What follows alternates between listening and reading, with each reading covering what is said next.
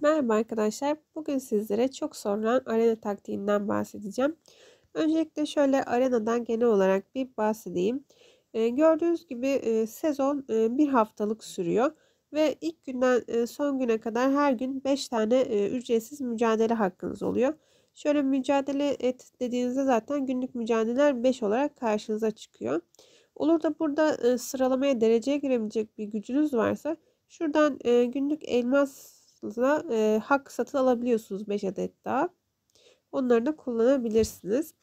Burada karşınıza yenebileceğiniz yani yenip yenemeyeceğiniz önemli değil tabii ki de 5 tane kişi sunuyor. Siz buradan yenebileceğiniz kişileri seçiyorsunuz. Ücretsiz yenileme hakkınız var. Onunla da ücretsiz yenileyebiliyorsunuz ama bu sadece birkaç kere şans tanıyor. Sanırım yanılmıyorsam 3 olması lazım. 3 kere ücretsiz yenileme hakkınız var. Sonrasında mecbur karşınıza çıkanlardan birini seçmeniz gerekiyor. Şimdi biz pazartesi gününde olduğumuz için ilk gün böyle sıfırdan başlatıyor. Karşınıza hani robot gibi şeyler çıkarıyor. Önce buna bir saldır diyoruz. Diğer hesabımın gücü düşük olduğu için rakip olarak da çok düşük rakipler geldi arkadaşlar. Size orada taktiği güzel gösteremeyecektim. Çünkü daha güçlü ve denk rakiplere ihtiyacım var. O yüzden güçlü karakterime geçiş yaptım. Burada daha güzel anlatabileceğim. Şimdi zaten ilk olarak karşımıza bu dediğim gibi basit saldırı çıkıyor. Robot saldırısı gibi. Bu arada gece 3'te sıfırlanıyor biliyorsunuz ki gün. O yüzden o saate yakın yapabilirseniz daha iyi olur savaşlarınızı. Böylece başkaları size saldırıp sizin puanınızı düşürememiş olur. Ayrıca da sizden daha güçlü rakiplere saldırdığınız için daha da fazla puan alırsınız. Şimdi sıra geldi kendimize yakın güçte birini yenip yenemeyeceğiz mi konusuna. Şimdi bizim gücümüz 4 milyon gördüğünüz gibi. Şimdi burada 4,1 milyon var. Yani bizden bir tık daha güçlü. Hatta böyle dizilimi değiştireceğim. Belki bizden 2 tık daha güçlü görünebilir. Ama bakalım doğru dizilimi yaptığımızda kendisini yenebilecek miyiz? Çünkü şöyle şeylerle karşılaşıyorum. Aynı güçte olduğum kişilerle hatta daha güçsüz olduğum kişilerle oynuyorum ama kazanamıyorum diyorlar. Bunun sebebi ne diye soruyorlar. Şimdi size onu göstereceğim arkadaşlar. Şöyle mücadele et dedim. Normalde orada 2,9 güçte kişiler vardı rahat yenebileceğim ama ben şimdi size gösterebilmek için bu şekilde yapıyorum. Şimdi ilk olarak şu hero'larımızı bir kaldıralım. Şimdi nasıl bir dizilim yapacağız? Burada öne Sergei'yi koymuş. O Sergei'nin karşısına biz ne koymalıyız? Nişancı koymalıyız. Çünkü e, kendisi piyade. Nişancılar piyadeye karşı daha güçlüler arkadaşlar. O yüzden şöyle Cina'yı koyduk. Sonra mızrakçı var. Jesse var. Jesse'nin karşısına kimi koyacağız? Flint'i koyacağız arkadaşlar. Çünkü Flint piyade. Piyade de mızrakçıya karşı daha üstün. Şimdi Patrick var. Patrick'in karşısına kimi koyacağız? Sergei'yi koyacağız. Çünkü dediğim gibi piyade mızrakçıya karşı daha üstün. Şimdi elimizde piyademiz kalmadı. Güçlü piyademiz kalmadı. Çünkü burada keşif yetenekleri önemli arkadaşlar. Keşif yetenekleri yüksek hero'ları seçmelisiniz. Tabii kendi gücü de önemli. Bu yüzden mızrakçının karşısına biz de mızrakçı koyacağız. Yani Molly'nin karşısına biz de Molly koyacağız ki eşit olsun, dengeli olsun diye. Son olarak Bayit'i kaldı. Bayit'in karşısına da nişancı Bayit'i. Bayit'in karşısına da mızrakçı koymak mantıklı. Yani Jesse'yi koyacağız. Bu şekilde yapılabilecek en iyi dizilimi yapmış olduk arkadaşlar. Bakalım gerçekten galibiyette sonuçlanacak mı?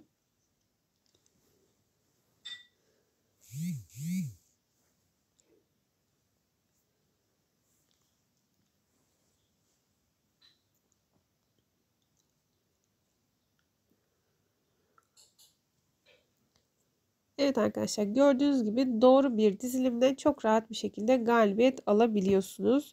Şimdi işi biraz daha büyütelim mi? 4M gücümüzle 4,5'e karşı bir şansımızı deneyelim mi? Tabii bir noktadan sonra belli bir güç üstü yenmeniz elbette mümkün değil. Tabii güç de önemli.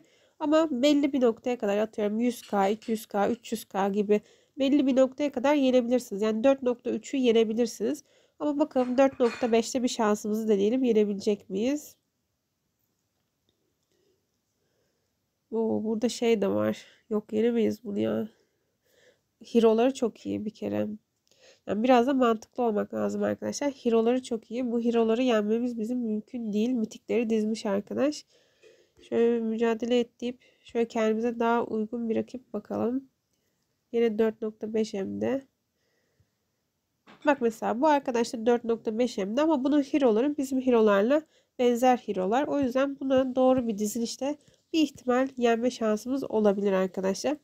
Şimdi hemen bakalım. Serce'nin karşısına, piyadenin karşısına ne koyacağız? Nişancı koyacağız arkadaşlar. Cina'yı koyduk. Sonra mızrakçının karşısına ne koyacağız? Piyade koyacağız. Flint'i koyduk. Bayit'i karşısına Sergey'i koyuyoruz. Yok pardon. Sergey olmaz. Nişancı Bayit'i. Nişancının karşısına da mızrakçı koymamız lazım. Jesse'yi koyalım. Evet. Molly'nin karşısına gene Molly'yi koyacağız mecburen. Başka şeyimiz yok çünkü. Piyademiz yok. Ya yok piyademiz var. Var. Sergey var. Bir saniye. Oraya Sergey'i koyalım. Aynen. Molly'nin karşısına Sergey'i koyduk. Yani mızrakçının karşısına piyade koyduk arkadaşlar. Son olarak nişancının karşısına mızrakçı koyacağız. Şu anda yapabileceğimiz en iyi sıralamayı yaptık. Arada 500k gibi ciddi bir güç farkı var. Bakalım doğru dizilim bizi kurtaracak mı? Yani 4.3'e kadar dediğim gibi kurtarırdı ama şu an 4.5 olduğu için emin olamıyorum. Hep beraber göreceğiz bakalım.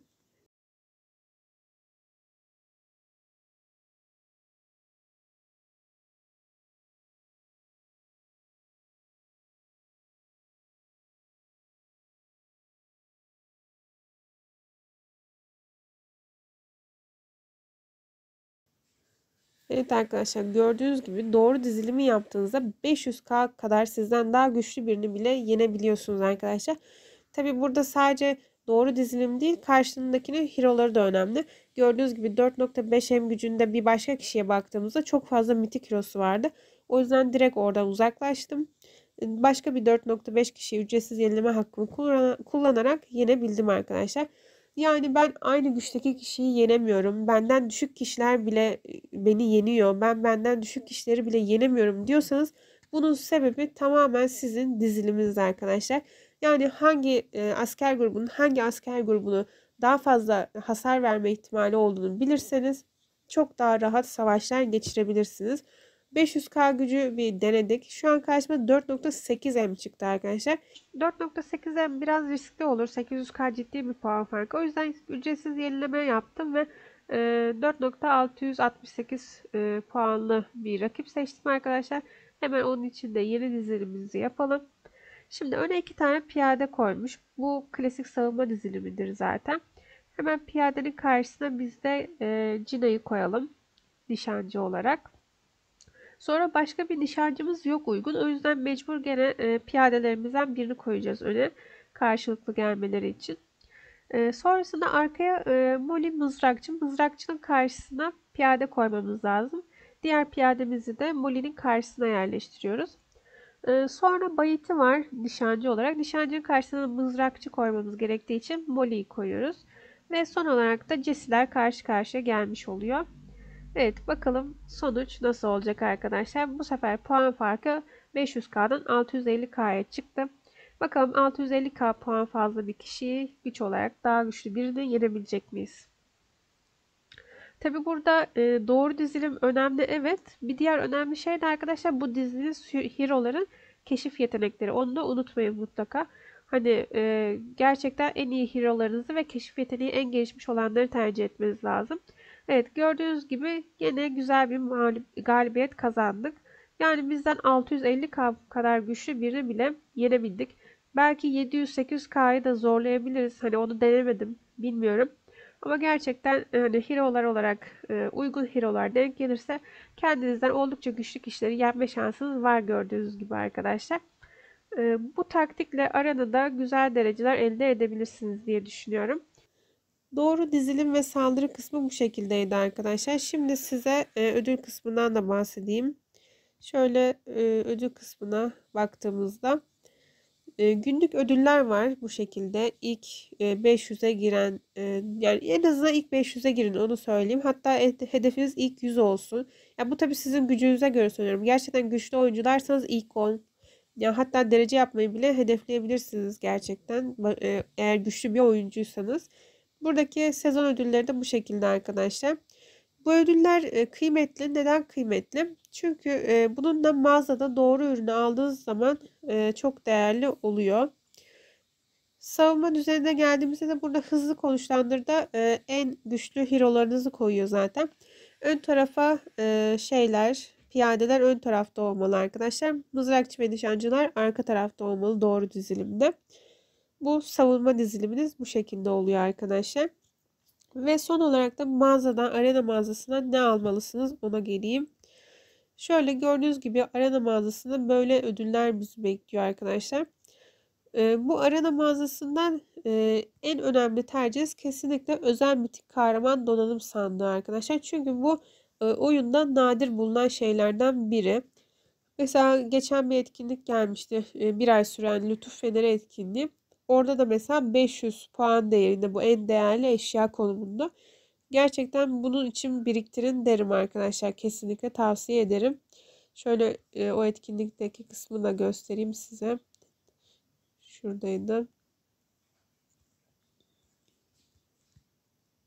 Evet gördüğünüz gibi buradaki mağazada da var ve 500 puan gibi ciddi bir puan istiyor. Diğerlerine bakış ne kadar daha değerli olduğunu buradan da anlayabilirsiniz. Mesela tılsım geliştirmesi eşyasına 10 kat 20 kat daha fazla puana sahip olduğu için ne kadar değerli olduğunu buradan da anlayabilirsiniz. Evet arkadaşlar sizlere çok sorulan arena taktiğini anlatmaya çalıştım elimden geldiğince. Umarım artık siz de aynı güçteki kişilere veya sizden daha güçsüz kişilere yenilmezsiniz. Onları rahat bir şekilde yenebilirsiniz. Umarım sizlere faydası olmuştur. Lütfen abone olmayı ve beğenmeyi unutmayın. Daha fazla videolarda görüşmek üzere. Hoşçakalın.